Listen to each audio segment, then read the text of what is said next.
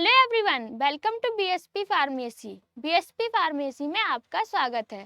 तो कैसे हैं आप सब? आई होप आप सब बहुत ही ज़्यादा अच्छे होंगे। आज की वीडियो में हम लोग बात करने वाले हैं मलेरिया के बारे में कि मलेरिया क्या होता है, मलेरिया किस कारण से होता है, अगर किसी को मलेरिया हो गया है तो उसमें क्या क्या लक्षण देखने को मिलेंगे, ट्रीटमेंट कैसे करना है, वीडियो में कंप्लीट बात करेंगे। तो वीडियो को लास्ट तक जरूर देखना। वीडियो में कोई भी इम्प्रूवमेंट करने को होता है, आपका डाउट होता है, तब आप कमेंट सेक्शन में कमेंट करके पूछ सकते हैं। और ये जो आपकी मलेरिया वाली पीडीएफ है वो हम अपने व्हाट्सएप ग्रुप पे अपलोड कर देंगे, आप वहां से जाके डाउनलोड कर सकते हैं। व्हाट्सएप ग्रुप की लिंक आपको डिस्क्रिप्शन बॉक्स में मिल जाएगी, तो जल्दी से जाइए और व्हाट्सएप ग्रुप को ज्वाइन कीजिए। अब मलेरिया क्या होता है? मलेरिया आपका एक टाइप का बुखार होता है।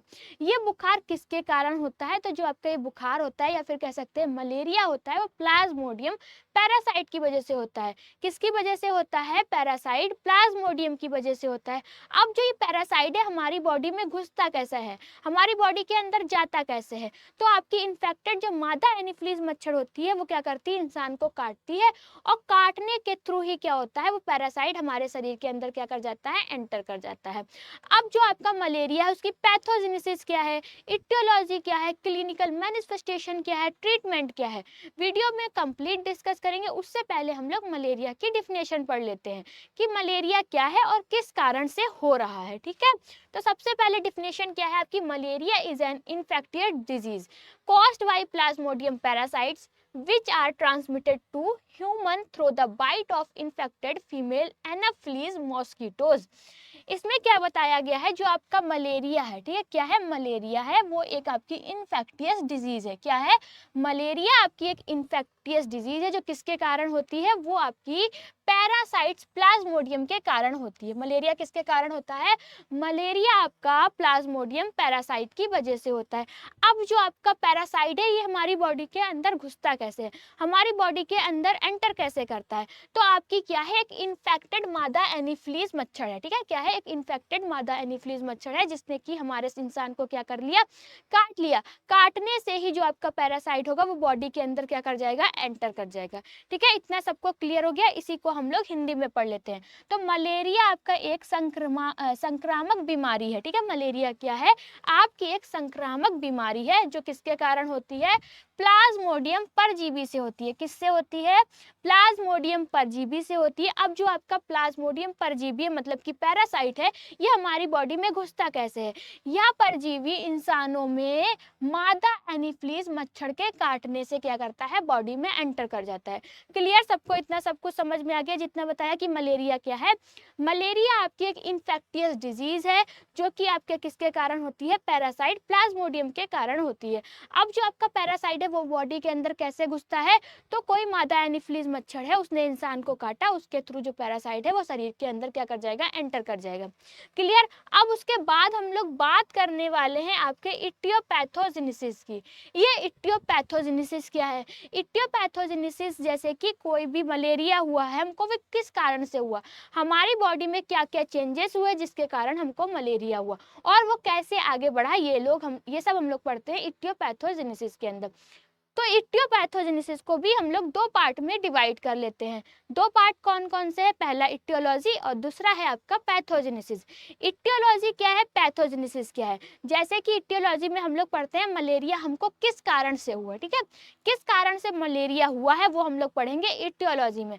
पैथोजेनेसिस में क्या पढ़ते हैं कि हमारी बॉडी के अंदर क्या क्या चेंजेस हुए जिसकी वजह से मलेरिया हुआ और वो बॉडी में कैसे आगे बढ़ा, ये जानेंगे हम लोग पैथोजेनेसिस के अंदर। तो सबसे पहले हम लोग बात करने वाले हैं मलेरिया की इटियोलॉजी के बारे में। किसकी? मलेरिया के इटियोलॉजी के बारे में कि मलेरिया किस कारण से हुआ है। तो मलेरिया के कारण क्या क्या है? सबसे पहला आपका जो कारण है वो क्या रहने वाला है? सबसे पहला जो आपका कारण है, malaria is caused by protozoan parasites of the genus Plasmodium P vivax. ठीक है, P falciparum, P malaria, P ovale. ठीक है, क्या है? ओवली। जो आपका मलेरिया होता है वो किसके कारण होता है? पैरासाइट के कारण होता है। ठीक है, किसके कारण होता है? प्लाज्मोडियम नाम के परजीवी से होता है। सबसे पहला कारण क्या है, जो आपका मलेरिया होता है वो प्लाज्मोडियम नामक पैरासाइट से होता है। दूसरा कारण क्या है, bite of infected female Anopheles mosquito, जैसे कि कोई मादा एनाफिलीज मच्छर है, अगर उसने काट लिया है उसके कारण क्या होगा, आपका मलेरिया हो जाएगा। फिर आपका क्या है, human are the main reservoir infected persons blood carries the parasite. इसमें क्या बताया गया है, इंसान मुख्य स्रोत है, संक्रमित व्यक्ति के खून में या परजीवी मौजूद रहता है। ठीक है, क्या रहता है, कोई भी आपका इन्फेक्टेड पर्सन है तो उसके ब्लड में आपका ये पैरासाइट क्या होगा, प्रेजेंट रहेगा। If blood from an infected person is given to another person, malaria can spread। जैसे कि किसी को क्या है, मलेरिया है, और उस इंसान का ब्लड हमने किसी अच्छे इंसान को चढ़ा दिया तो अच्छे इंसान को भी क्या होगा, मलेरिया हो जाएगा, वो इंसान भी आपका इन्फेक्टेड हो जाएगा। फिर कारण क्या है, sometimes malaria can pass through mother to baby during pregnancy.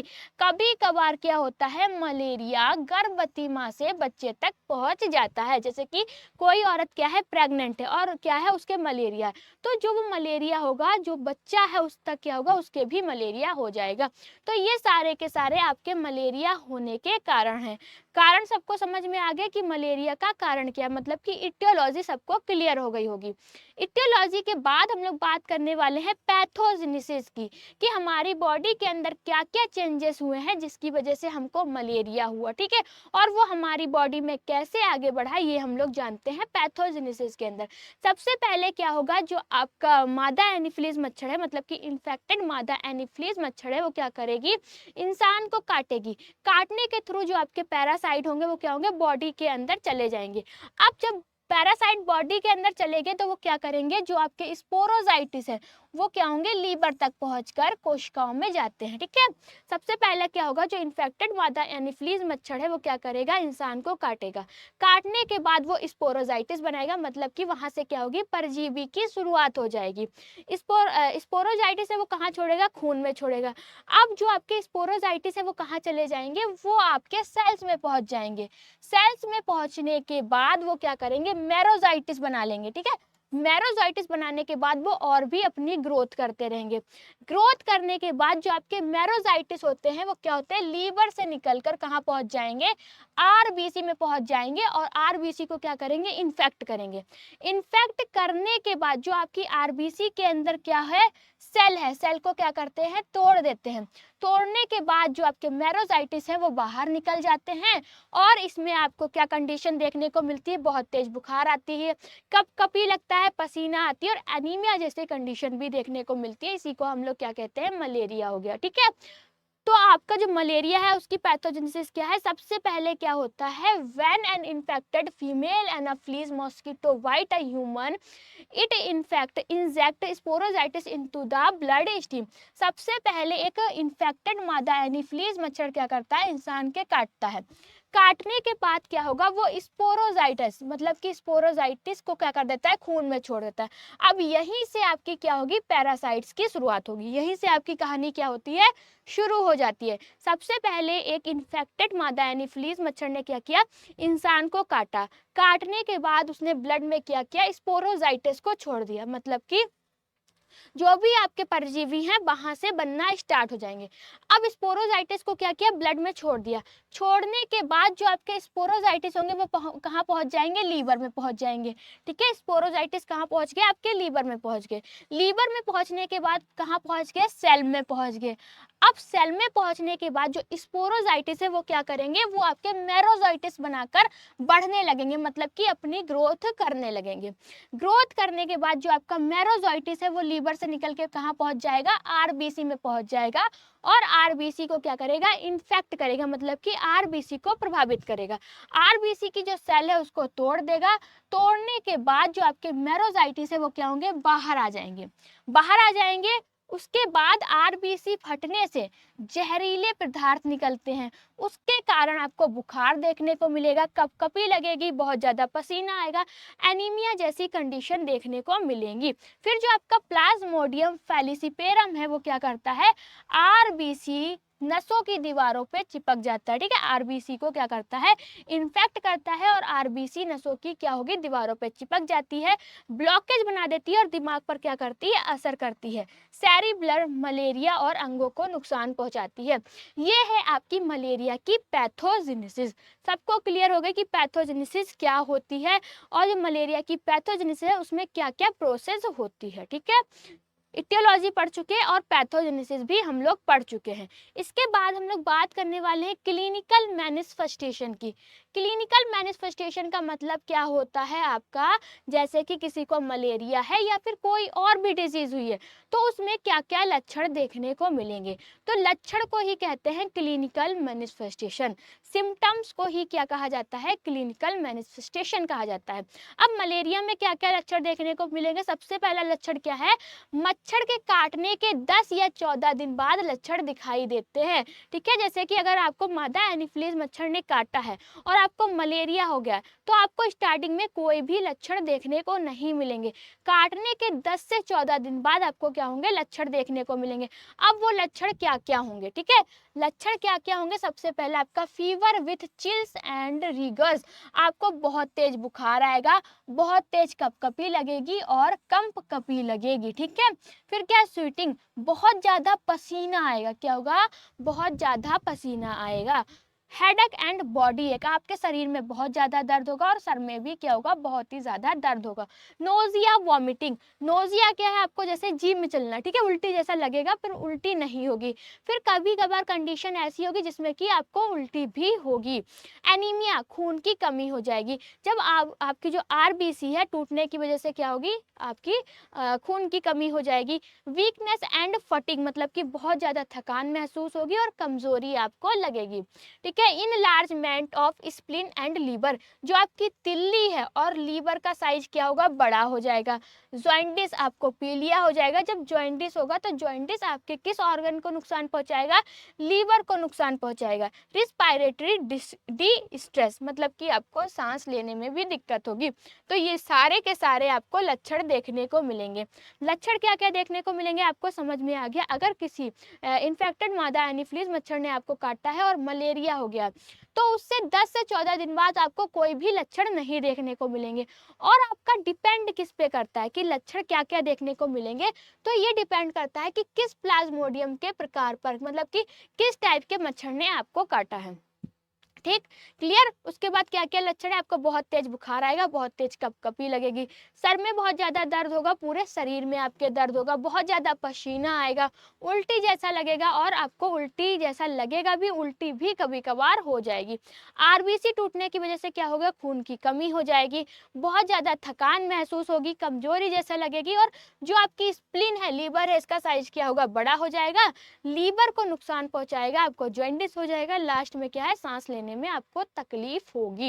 ये सारे के सारे लक्षण आपको देखने को मिलेंगे। उसके बाद बात करने वाले हैं हम लोग ट्रीटमेंट की। ठीक है, किसी को मलेरिया हुआ है तो क्या क्या ट्रीटमेंट करना है। तो ट्रीटमेंट हम लोग दो टाइप से कर सकते हैं, एक फार्माकोलॉजिकल मैनेजमेंट के थ्रू, दूसरा है आपका नॉन फार्माकोलॉजिकल मैनेजमेंट के थ्रू।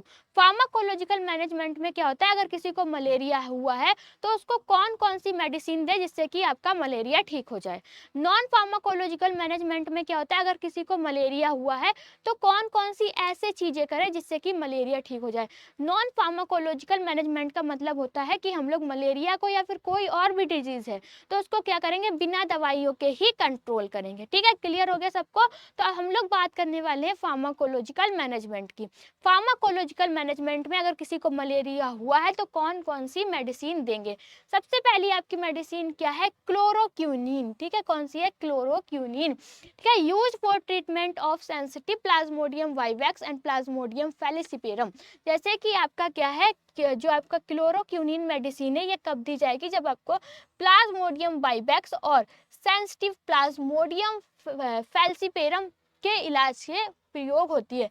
ठीक है, फिर है आपका आर्टिमिसिन बेस्ड कॉम्बिनेशन थेरेपी। क्या है, artemisinin based combination therapy, first line treatment for Plasmodium falciparum chloroquine resistance case. जो आपकी आर्टिमिसिनिन बेस्ड कॉम्बिनेशन थेरेपी है वो आपकी कब दी जाती है, प्लाज्मोडियम फैलिसिपेरम क्लोरोक्विनोन रेजिस्टेंस के लिए पहली पसंद की दवा है। ठीक है, फिर है आपकी प्राइमाक्विनोन।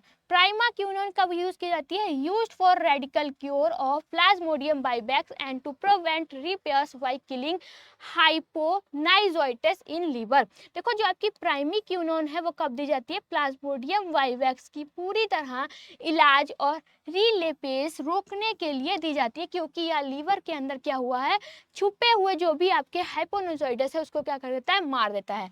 फिर है आपकी क्यूनाइन। क्यूनिन जो है वो क्या करती है? गंभीर मलेरिया और रेजिस्टेंस वाले मामलों के लिए उपयोगी होती है। फिर क्या है आपकी मेफ्लोक्विनोन। मेफ्लोक्विनोन का यूज कब करते हैं हम लोग? Alternative drug use for resistance malaria case, जैसे कि आपको रेजिस्टेंस मलेरिया के इलाज में अल्टरनेटिव दवा के रूप में दी जाती है। तो ये है आपका फार्माकोलॉजिकल मैनेजमेंट की कौन कौन सी दवा देनी है।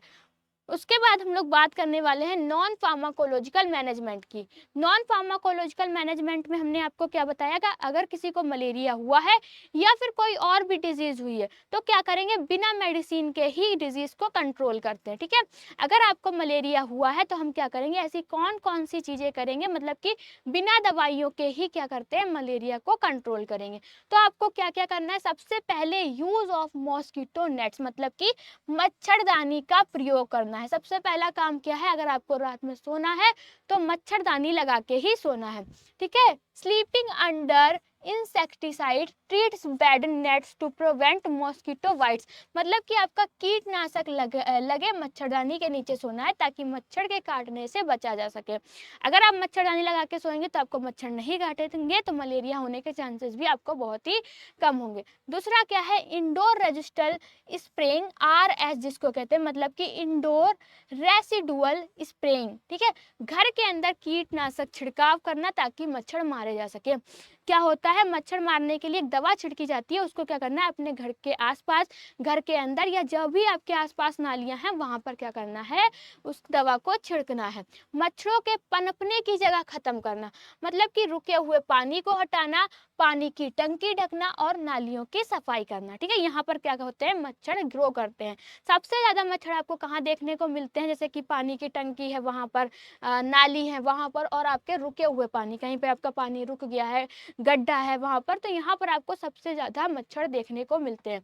इसके लिए आपको क्या करना है? मच्छरों के पनपने की जगह को ही प्रॉपर खत्म कर देना है, बिल्कुल खत्म कर देना है। Personal protection measurement used for mosquito repellent full sleeves cloth and coils. आपको क्या करना है? मच्छर भगाने वाली क्रीम लगाना है। ठीक है, मच्छर भगाने वाली क्रीम आती है उसको लगाना है, पूरी बाह वाले कपड़े पहनना है और कॉइल का प्रयोग करना है। ठीक है, मॉर्टिन का यूज करना है। Health education awareness among community about malaria prevention and early treatment. स्वास्थ्य शिक्षा, लोगों को मलेरिया की रोकथाम और समय समय पर इलाज के बारे में क्या करना है? जागरूक करना है, मतलब कि उसको बताना है। Proper sanitation, keeping surrounding clean to reduce mosquito population. आस पास के वातावरण को साफ रखना ताकि मच्छरों की संख्या क्या हो? कम हो सके। तो ये है आपका नॉन फार्माकोलॉजिकल मैनेजमेंट, सबको समझ में आ गया होगा। ठीक है, तो आपको जो मलेरिया वाला टॉपिक था वो क्या हो गया है? कंप्लीट हो गया है। अगर आपको ये PDF चाहिए है तो अब हमारे व्हाट्सएप, अगर आपको ये PDF चाहिए तो व्हाट्सएप ग्रुप पे हम अपलोड कर देंगे, वहां से जाके आप लोग डाउनलोड कर सकते हैं। व्हाट्सएप ग्रुप की लिंक डिस्क्रिप्शन बॉक्स में मिल जाएगी, तो जल्दी से जाइए और व्हाट्सएप ग्रुप को ज्वाइन कीजिए। आप जो भी बच्चे डी फार्मा सेकेंड ईयर का बैच चाहते हैं तब उनको गूगल प्ले स्टोर पे जाना है, BSP फार्मेसी ऐप को डाउनलोड कर लेना है, जहां पर आपको 2 तरह के कोर्स देखने को मिलेंगे। एक होगा मास्टर कोर्स, दूसरा होगा आपका डिजिटल कोर्स। मास्टर कोर्स का जो प्राइस है वो 2499 रुपये है, डिजिटल कोर्स का प्राइस 999 रुपये है। मास्टर कोर्स की वैलिडिटी 14 महीने की है, डिजिटल कोर्स की वैलिडिटी आपकी कितने महीने की है? 12 महीने की है। मास्टर कोर्स के अंदर आपको 18 फीचर्स मिलेंगे, डिजिटल कोर्स के अंदर आपको 8 फीचर्स मिलेंगे। अगर आप मास्टर कोर्स को ज्वाइन करते हैं तब कुछ इस तरीके के हैंड रिटन नोट्स आपके घर पे भेजे जाएंगे, जिसका कोई टीचर ने खुद अपने हाथों से तैयार किया है। एक नोटबुक के अंदर आपको सभी के सभी सब्जेक्ट मिल जाएंगे, बहुत ही इजी लैंग्वेज बताया गया, सब कुछ फ्लो चार्ट डिटेल्स में समझाया गया है, डायग्राम को भी बहुत अच्छे से डिज़ाइन किया गया है। ये नोटबुक आपके घर पे भेजी जाएगी, वो भी बिल्कुल फ्री में, ना ही आपसे नोटबुक का पैसा लिया जाएगा, साथ ही साथ डिलीवरी चार्ज भी नहीं लिया जाएगा अगर आप मास्टर कोर्स को ज्वाइन करते हैं तब। डिजिटल कोर्स में ऐसी कोई नोटबुक आपके घर पे नहीं भेजी जाएगी, कंप्यूटराइज नोट्स की पीडीएफ रहेगी जो कि आपके ऐप के अंदर ही रहेगी। तो जल्दी से प्ले स्टोर पे जाइए, बीएसपी फार्मेसी ऐप को डाउनलोड कीजिए, मास्टर कोर्स को ज्वाइन कीजिए। अगर आपको वीडियो अच्छी लगी हो तो लाइक करें, कमेंट करें और हमारे चैनल को सब्सक्राइब करें। वीडियो को लास्ट तक देखने के लिए थैंक यू सो मच।